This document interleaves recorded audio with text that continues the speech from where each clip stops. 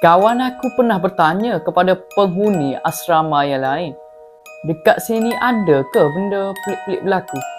So mereka cakap,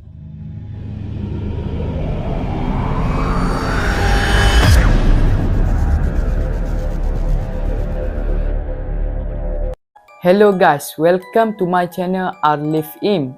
Malam ini aku bawakan kisah seram kepada korang, di mana kisah seram ini kawan aku ceritakan. Kisah seram ini juga berlaku kepada kawan aku sendiri. Sebelum tu, jangan lupa subscribe my channel Arlif Im. Semasa tingkatan 1 masuk sekolah menengah kan, rumah kawan aku dengan sekolah ni agak jauh lah. Disebabkan ibu bapa kawan aku ni tidak boleh nak hantar kawan aku setiap hari. So tidak cukup masa lah, senang cerita.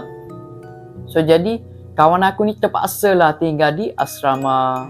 Nak dijadikan cerita, semasa hari pertama kawan aku masuk asrama tu kan, dia dapat merasakan ada aura negatif di asrama itu. Kawan aku pernah bertanya kepada penghuni asrama yang lain, dekat sini ada ke benda pelik-pelik berlaku?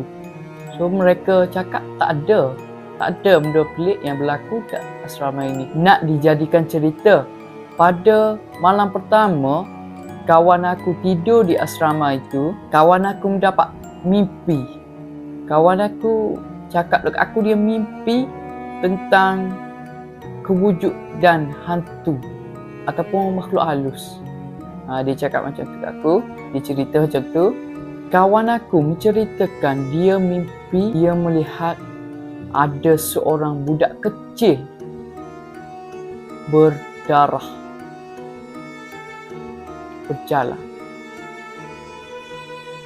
Dia juga pernah menceritakan kepada kawan dia kat asrama tu lah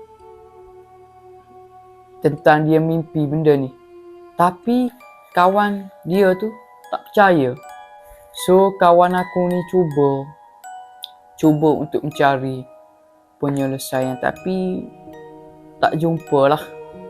Cuba untuk tanya siapa, tak jumpa, tak tahu. Diorang semua tak tahu, mereka tak tahu. So tak ada pernah berlaku lah misteri di asrama ini. So kawan aku je. Beberapa minggu kemudian, kawan aku masa tu dia nak pergi tandas kan. Sebelum dia masuk tandas tu, ataupun dia sampai ke tandas tu, dia telah merasakan aura yang negatif dan seriau. Sebelum sampai ke tandas, dia melihat ada seorang budak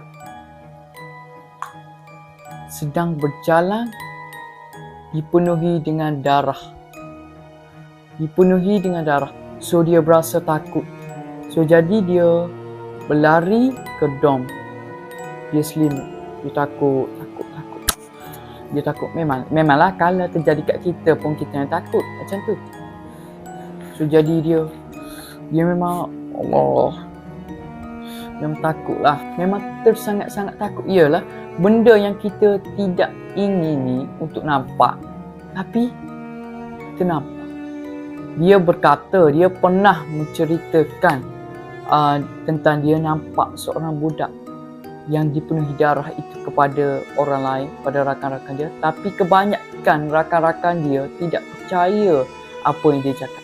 Yalah, kita apabila kalau orang tak percaya, kita tak boleh nak paksa-paksa kan. Tapi kita kena tahu benda ini memang wujud lah. Makhluk halus ini memang wujud. Selepas kejadian itu, dia selalulah membaca Al-Quran, solat pun tak tinggal, selalu baca ayat kursi, ayat pendinding daripada benda makhluk halus lah. So jadi itu sahaja cerita seram. Kalau duduk dekat kita kan, ataupun kalau benda tu, ataupun kalau kisah itu berlaku kepada kita, memang bukan best, okay? Memang inilah, memang takutlah, sangat takutlah. So itu sahaja cerita pada kali ini. So korang boleh subscribe subscribe YouTube saya, Alif Im. Okay. Terima kasih. Okay.